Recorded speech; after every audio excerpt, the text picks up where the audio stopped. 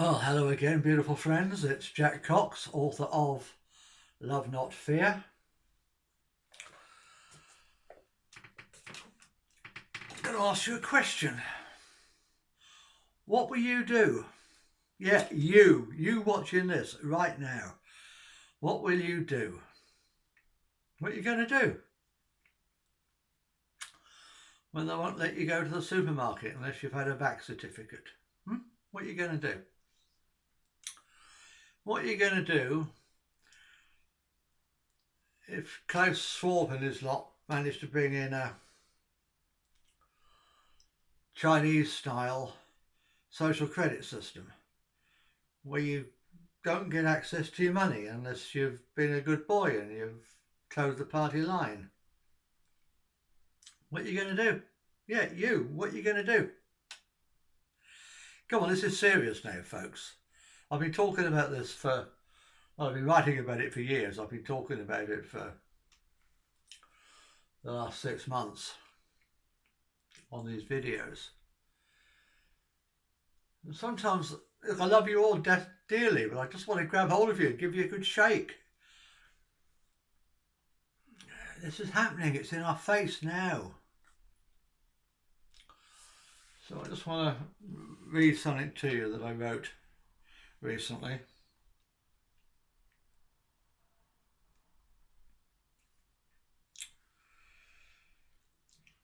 Yeah, what will you do? But what if there was a solution? What if we could set up an alternative economy and an alternative society that governments, the New World Order, Klaus Schwab and his cronies could not touch? Would you be interested? That's a question. Would you be interested? I can't understand why any of you wouldn't be, but there you go. Maybe you just think I'm a silly old git sitting in a chair. Maybe I am. You don't go through all these years without getting some ideas, like learning something. We did not devise this toxic, top-down, authoritarian, power-driven system. We were born into it. We take it for granted. We think it's normal. But trust me, there's nothing normal about it.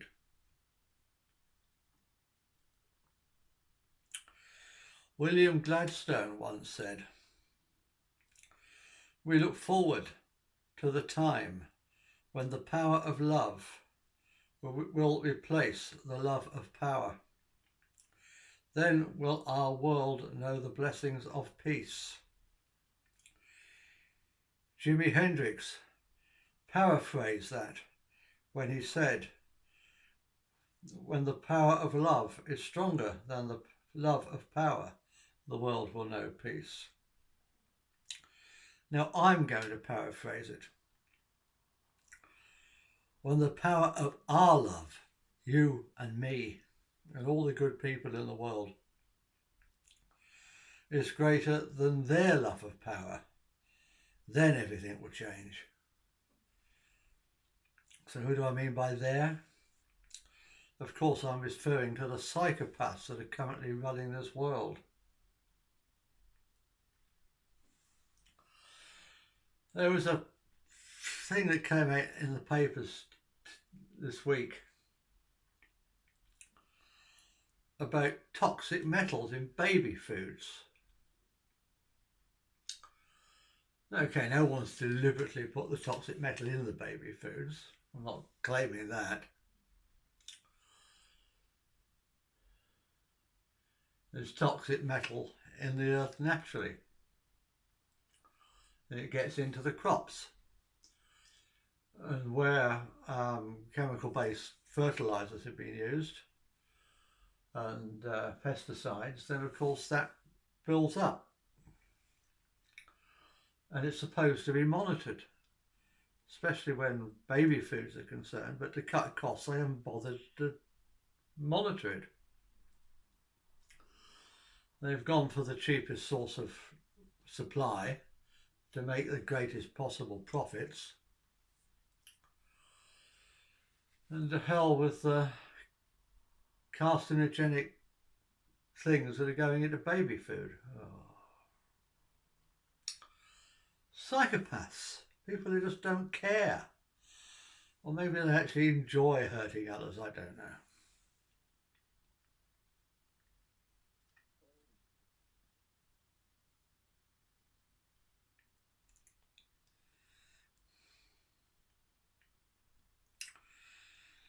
So how can we move to a love-based system? In my book, you don't have to buy the book, you can download it free from my website, lovenotfear.uk. I'm not doing this to make money, I'm not after your money. Just trying to save the world, I guess, I don't know. In my book, I talk about the 10 pillars of utopia, the 10 ways that we can move to a love-based society instead of a fear and power-based society. That's why I call the book Love Not Fear. I could also call it Love Not Power, couldn't I? Maybe that'll be the sequel. Now I'm not going to go too deeply into all these because I did it in great depth in 2 videos 2 or 3 weeks back. So you can refer to those if you want to. Or you can download the book. Be excellent to one another and to the environment. Now, all the other pillars are subdivisions of that, if you like. If we can just be excellent to one another and to the environment and to our Mother Earth.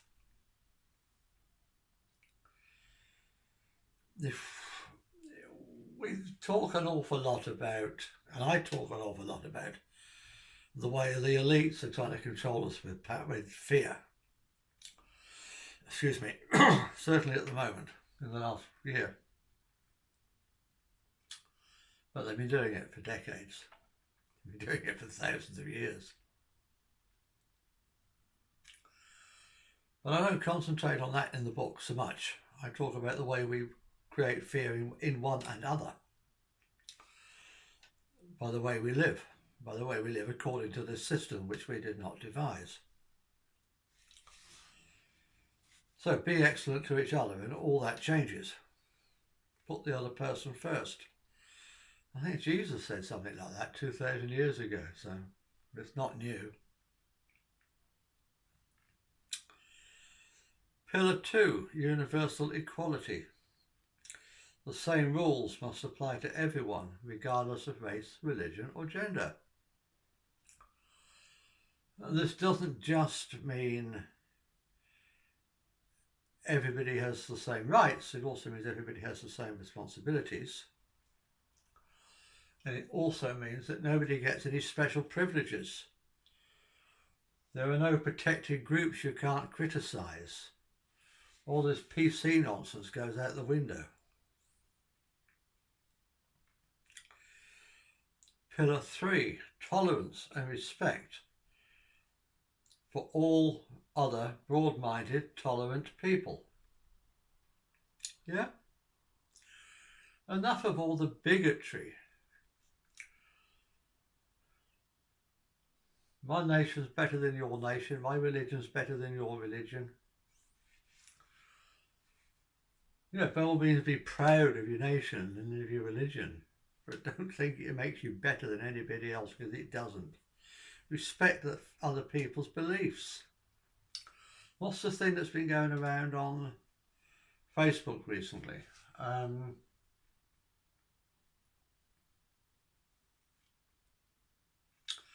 Just because I disagree with you doesn't mean I hate you, you know? Respect other people's beliefs. This last year has been horrendous on social media.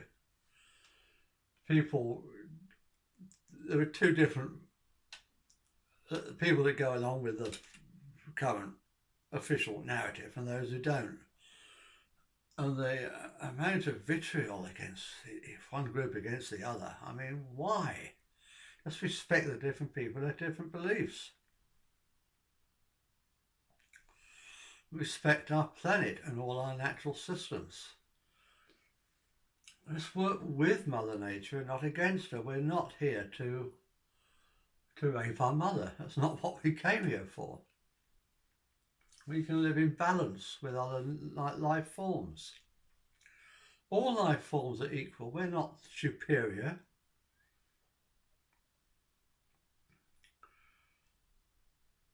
Circular fallacial logic says that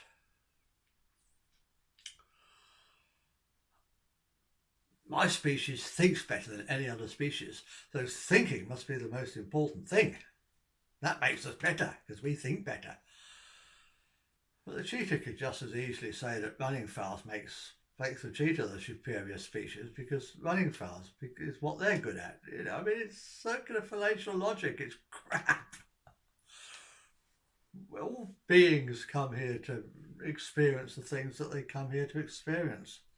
And some of us come here to experience things as being humans, and some people choose to come here and be other species. It doesn't matter. Just respect everybody, you know, regardless of the shape of our bodies.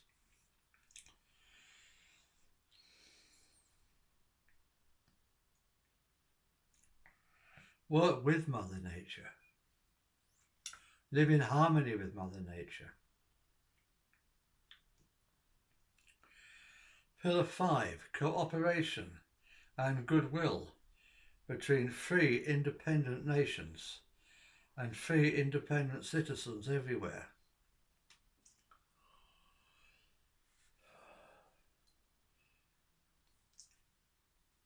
One day we won't need borders and nations, one day, because we won't have any governments, or at least we won't have authoritarian top-down governments. But as long as we do have authoritarian top-down governments, the nations are the one thing that save us from having a world top-down authoritarian government that with absolutely no control of whatsoever. We have some small amount of control over a national government, at least in countries that aren't too big.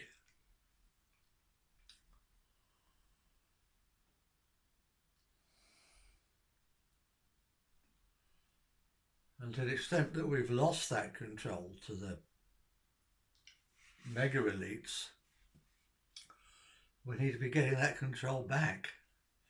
Why do we have national governments? So they can pass laws that suit the culture and the traditions of the people who live in that country.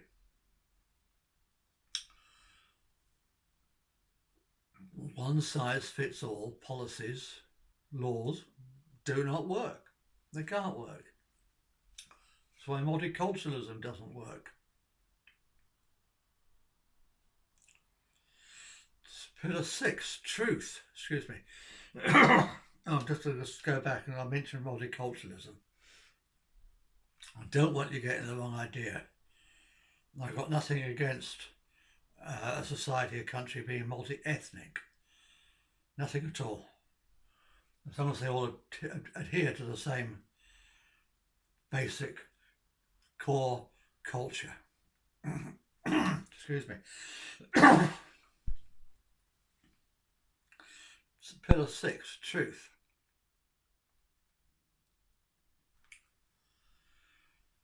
How can we live in a post-truth era?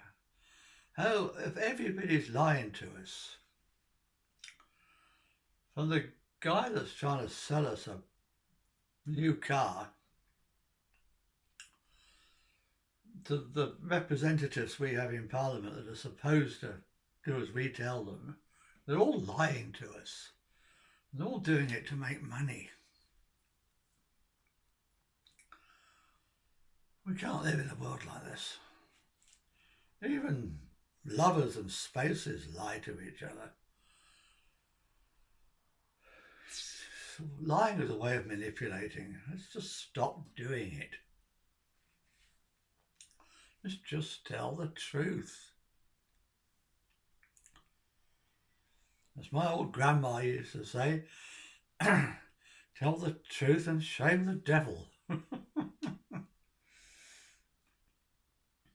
Which brings me on to pillar 7, absolute freedom of religious belief and religious practices, so long as it doesn't violate the other pillars. So why do I say that? Well, when I wrote it, I was talking about human sacrifice. And people said there's no such thing as human sacrifice. Hasn't been for thousands of years. Well, hundreds of years anyway.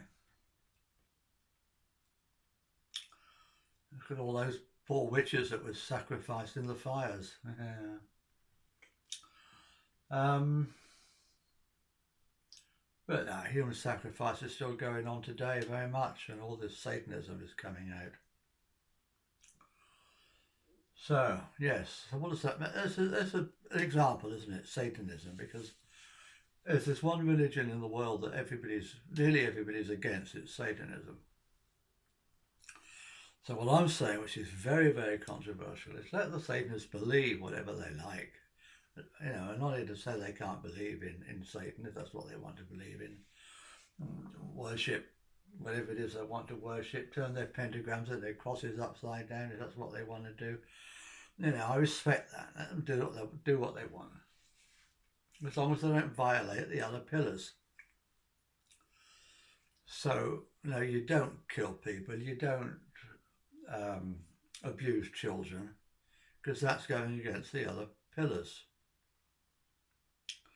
It's about focusing. Instead of taking a broad brush and saying this group's a bad group, so ban them or whatever, it's about taking a much finer brush and saying, well, let's just stop the things that are wrong. And there's some very serious things that are wrong in Islam as well.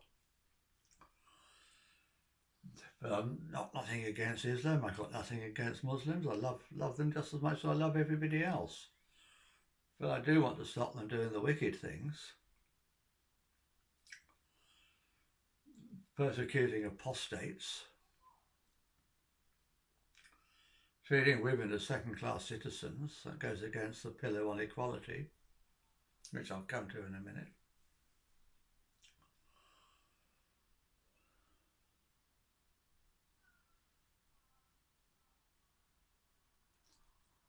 What did I say earlier? Respect other broad-minded people. In fact, I actually say in the book, I mean a little bit tongue-in-cheek, but in order to be treated as an equal, you should have to sign a paper where you give an oath that you're going to treat everybody else as an equal.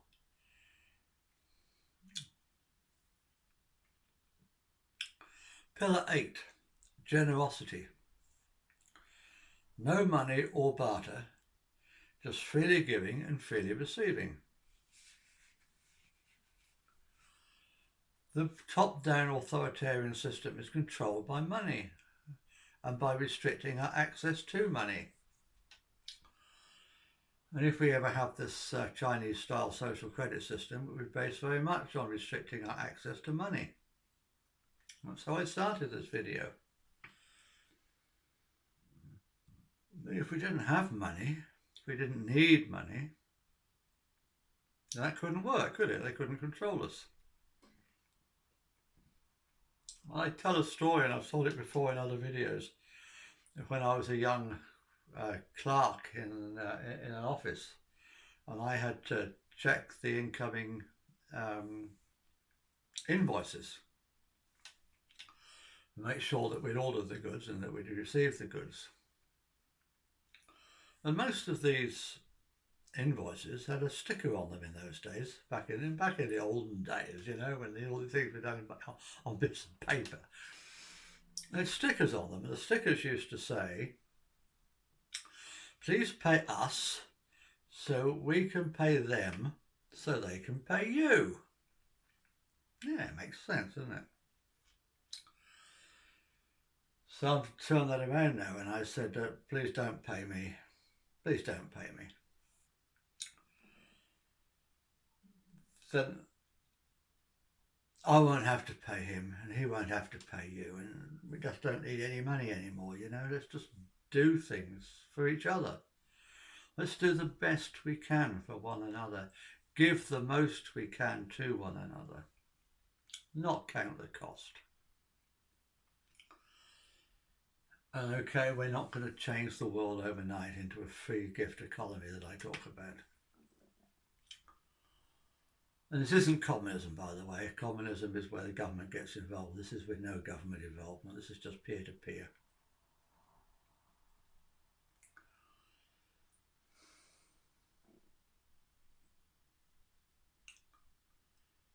It would be a totally different world. One of the ways that we instill fear in one another is the fear of poverty. To stop controlling one another with money. We do it ourselves. It's not just governments. It's not just the bankers, the banksters. We do it to ourselves, so let's just stop doing it. Yeah, we can't do it to the whole world at the moment. I'm suggesting we set up little cells, little groups of friends, groups of neighbours. Somebody who's got an allotment or a big garden can grow the food. I mean, everyone can grow food, but you grow a surplus to give away. And other people in the group, and they do whatever they do, free. And yeah, well, we're still living in this mixed system where we have to buy in the raw materials, and you can charge for the raw materials, but not for your time. And when your pipes burst, you'll be glad that you've been feeding the plumber all winter. It's an example I give. But what goes around comes around. You don't pay me back. You pay it forward. You help somebody else. If you download my free book, you're very welcome to it anytime. Then don't pay me back. Do something nice for somebody else. And it goes around.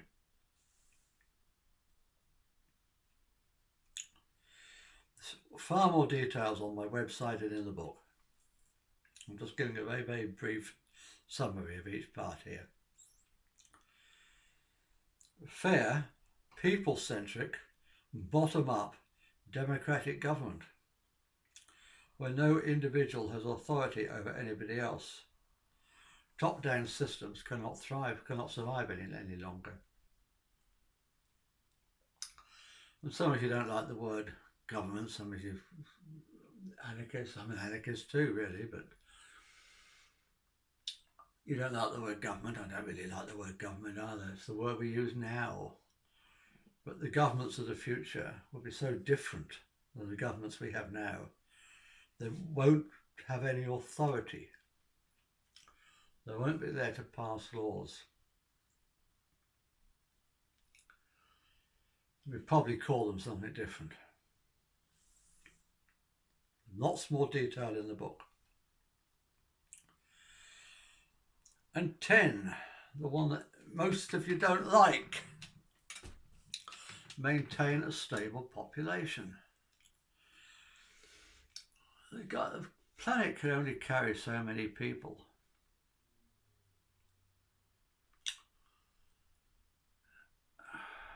And there's far too many people here now. And I've been saying this for 50 years.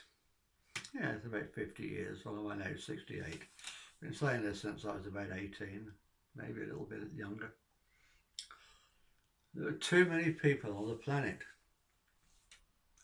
We don't only encroach on each other's space, we encroach on the space of the other species that share this planet with us, and the resources. And the more people there are, the more rubbish that gets thrown into the environment.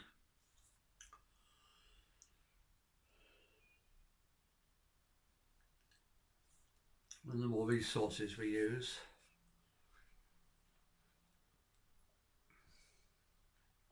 It's a simple numbers game, it's simple arithmetic, mathematics. You cut the number of people, you cut the pressure that people are exerting on the planet and on each other. But of course, the New World Order is all about cutting down the human population, which is why a lot of you don't like the idea. 50 years ago, I said we had a choice. I said we can do it the easy way or the hard way. We can just think about children as replacements and only produce enough children as we need to replace ourselves.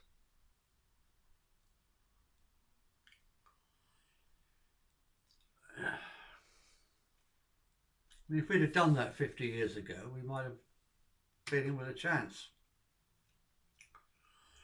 I said otherwise we'll do it the hard way. Mother Nature will have us off her back. That was what I said 50 years ago. And yeah, it's still a possibility, but it's looking more like now the New World Order is trying to do it for us. And that's not what we want. We don't want all this. We don't want to give them an excuse for all this authoritarian control.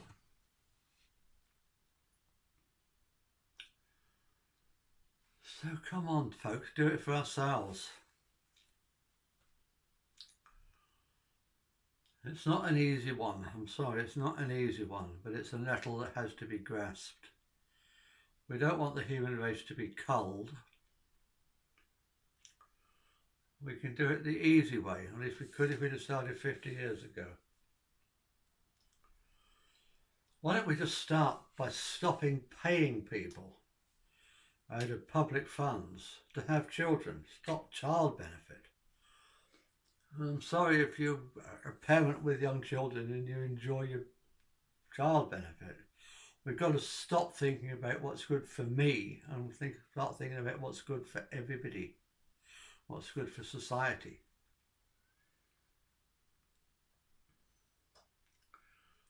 But of course, if we move away from this money-based system, then that changes anyway.